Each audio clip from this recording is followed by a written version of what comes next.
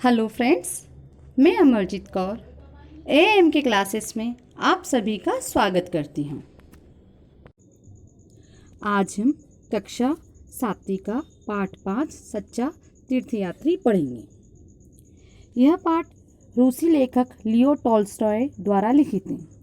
इस पाठ में वे मानवता व ईश्वर आराधना के वास्तविक अर्थ का वर्णन करते हैं। इस पाठ की मदद से मानव सेवा के महत्व को हम जान पाएंगे और साथ ही देखेंगे कि दो दोस्त किस प्रकार एक दूसरे की सहायता करते हैं। दोनों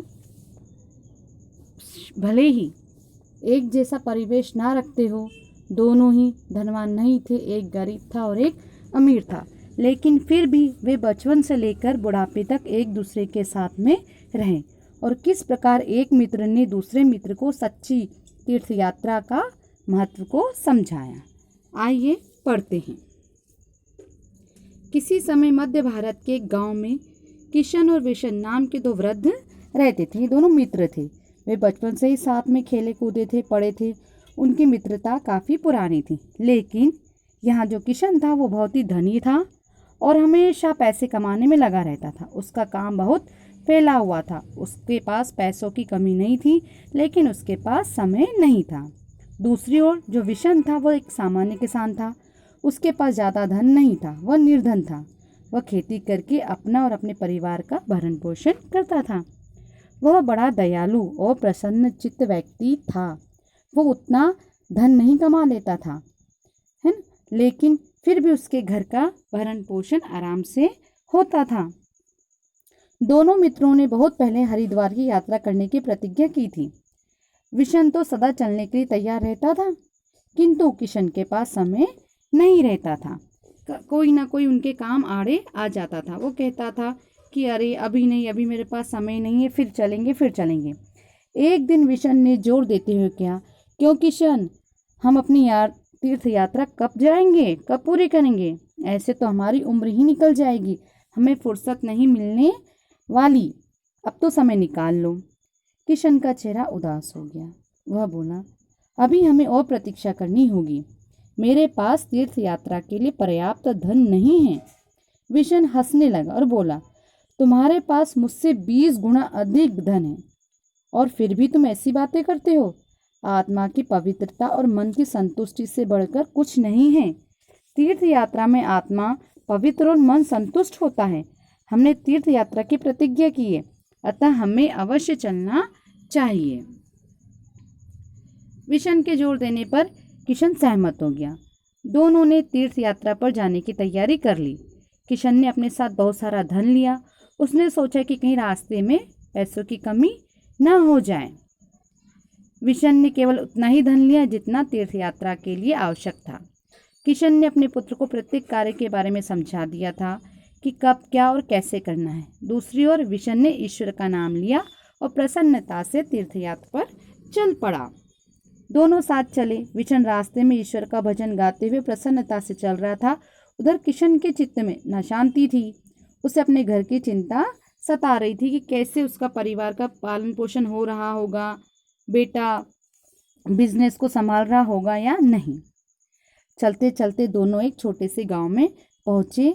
उस गांव में अनावृष्टि से त्राही त्राही मची हुई थी। अनावृष्टि मतलब बारिश ना होना। लोग भूखों मर रहे थे। दोनों मित्र रात गुजारने के लिए एक झोपड़ी की तरफ गए। उन्हें झोपड़ी में कुछ लोगों की कराहने की आवाज़ सुनाई दी। उन्होंने दरवाज़ा खटखटाया, परंतु दरवाज़ा नहीं खुला। विशन ने दरवाजे को धक्का दिया तो दोनों अंदर का दृश्य देखकर हैरान रह गए। झोपड़ी का वातावरण बहुत ही दयनीय था। एक औरत धरती पर मरणासन अवस्था में पड़ी थी। पास में ही एक दुबला पतला बच्चा चटाई पर बैठ पड़ा लंबी लंबी सांसें ले रहा था। औरत ने बड़ी मुश्किल से पूछा, आप लोग कौन हैं, क्या चाहिए? हमारे यहाँ कुछ भी नहीं है।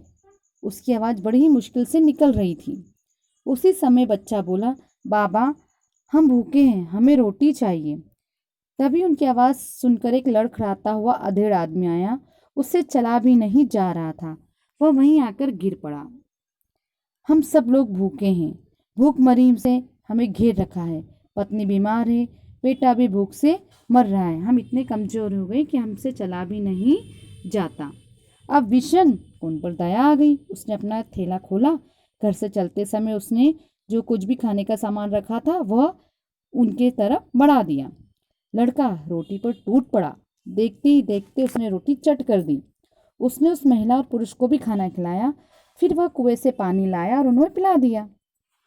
किशन, जो कि बाहर ही बैठा हुआ था, विशन ने उसे सारा हाल कह सुनाया। उसने कहा, मुझे लगता है कि हमें इनको छोड़कर नहीं जाना चाहिए, हमें इनकी मदद करनी चाहिए। फिर किशन ने कहा कि अरे, हमने ऐसा किया तो हम भी बीमार पड़ जाएंगे। व्यर्थ में समय नष्ट करना ठीक नहीं है। इन्हें इनके हाल पर छोड़ दो, हमें तीर्थ यात्रा पर जाना है। विशन ने उत्तर दिया, मित्र, मैं इन लोगों को ऐसी दशा में छोड़कर नहीं जा सकता। मुझे कुछ समय तक इनकी सेवा करनी होगी। जैसे ये ठीक हो जाएंगे मैं आ जाऊंगा।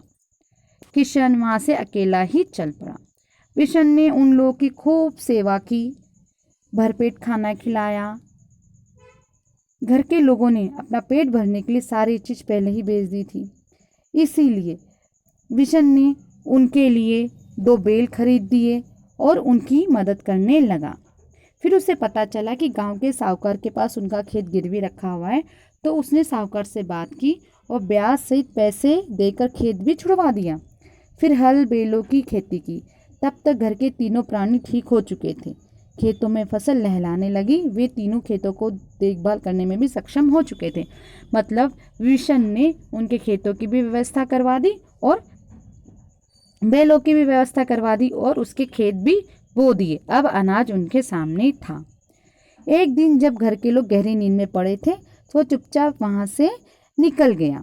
उन्होंने उसको बताया नहीं और उसने तीर्थ यात्रा का भी विचार त्याग दिया, क्योंकि अब उसके पास पैसे नहीं बचे थे। वो अपने घर लौट आया। उधर किशन शीघ्रता से हरिद्वार पहुंच गया। वह पहुंचकर एक बड़े मंदिर में गया। वहां बड़ी भीड़ थी। उसे सदैव अपने धन की चिंता लगी रहती थी। पूजा के समय भी वह अपनी पोटली को टटोलता रहता था कि कहीं कोई मेरे पैसे न चुरा ले। मंदिर के भीतर भाग में दीपक जल रहे थे। दीपों के प्रकाश के बीच में उसने ऐसा दृश्य देखा जिससे वह आश्चर्यचकित रह गया। वहां उसे एक वृद्ध पुरुष की झलक दिखाई दी। वह बिल्कुल विशन के जैसा दिखाई दे रहा था। किशन ने सोचा, यहाँ पर विशन कैसे हो सकता है? उसे तो मैं पीछे छोड़ आया हूँ। उसने उसकी ओर देखा। उसे पूर्ण विश्वास हो गया कि वो विशन ही है। उसने मित्र को देखकर उसे बड़ी प्रसन्नता हुई। वह लपक कर अपने मित्र के पास जाना चाहा, लेकिन आरती हो रही थी तो भीड़ होने लगी। किशन को भीड़ से डर लगने लगा कि कहीं उसकी जेब न कट ले। जेब को हाथ में दबाए वह भीड़ से बचकर चलने लगा। वहां आकर वह विशन की प्रतीक्षा करने लगा कि चलो आरती के बाद वह वहां पर आएगा ही, वह उससे मिल लेगा। लेकिन किशन को वह नहीं मिला। निराश किशन फिर दूसरे मंदिर में गया। लेकिन वहां देखते ही देखते विशन फिर से अंतर्ध्यान हो गया। मतलब उसे वहां भी कौन दिखाई दिया? विशन ही दिखाई दिया। फिर उसने सोचा, उसे बिल्कुल भरोसा हो गया कि हाँ, ये विशन ही है, लेकिन ये मुझसे मिलना नहीं चाहता। किशन हरिद्वार में काफी समय तक रहा। वो प्रतिदिन मंदिर जाता। अपने मित्र को वो कहीं ना कहीं किसी स्थान पर खड़ा पाता। उसे बड़ा ही आश्चर्य हो रहा था। किशन ने तीर्थ यात्रा समाप्त की और अपने घर की ओर चला। रास्ते में वह उसी झोपड़ी में पहुंचा जहाँ विशन रुका था। उसे दरवाजे पर वृद्ध महिला खड़ी दिखाई दी।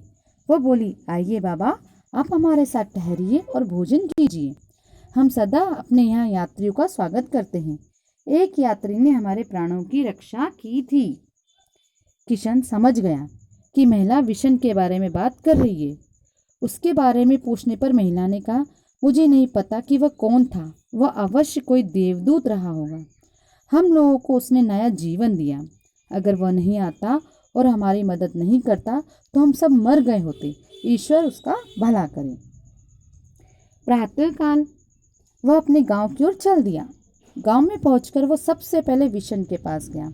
विशन अपने खेत में काम कर रहा था। किशन को देखकर उसने कहा, नमस्कार किशन, कैसी रही तुम्हारी तीर्थ यात्रा? आशा है तुम अपनी यात्रा सकुशल पूरी कर आए होंगे। किशन बोला, मेरा शरीर तो वहाँ अवश्य पहुँच गया, परंतु मेरी आत्मा वहाँ पहुँच सकी इसमें मुझे संदेह है।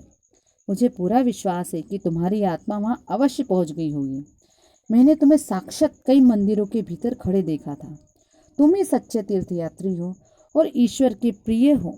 मैं समझ गया हूँ कि जीव सेवा ही सच्ची ईश्वर सेवा है और दीन दुखियों की सहायता ही सच्ची तीर्थ यात्रा है।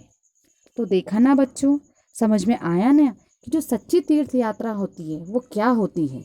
रुपए पैसों से कोई तीर्थ यात्रा पूरी नहीं होती। यदि हमारा मन पवित्र है तो घर में बैठे बैठे भी हम ईश्वर के दर्शन कर सकते हैं। दीन दुखियों की सेवा में ही ईश्वर भक्ति है। ईश्वर हमसे यही चाहता है कि हम दीन दुखी लोगों की मदद करें। जिन्हें हमें मदद चाहिए हम उनकी मदद सही समय पर करें। अगर विषन वहाँ नहीं रुकता तो अवश्य वो तीनों प्राणी मर चुके होते। और क्या उस समय विषन की यात्रा पूरी होती? तीर्थ यात्रा कभी नहीं होती, कभी उसे उसका पुण्य नहीं मिलता। और किशन के बारे में हम जान ही चुके हैं कि वो मंदिर में पहुंचने के बाद भी अपने पैसों की उसे चिंता थी। तो सच्ची तीर्थ यात्रा ईश्वर के भक्तों की सेवा करने में ही है। हम मंदिर मस्जिद गुरुद्वारे में ना भटकते हुए हमें गरीब लोगों की मदद करनी चाहिए। धन्यवाद।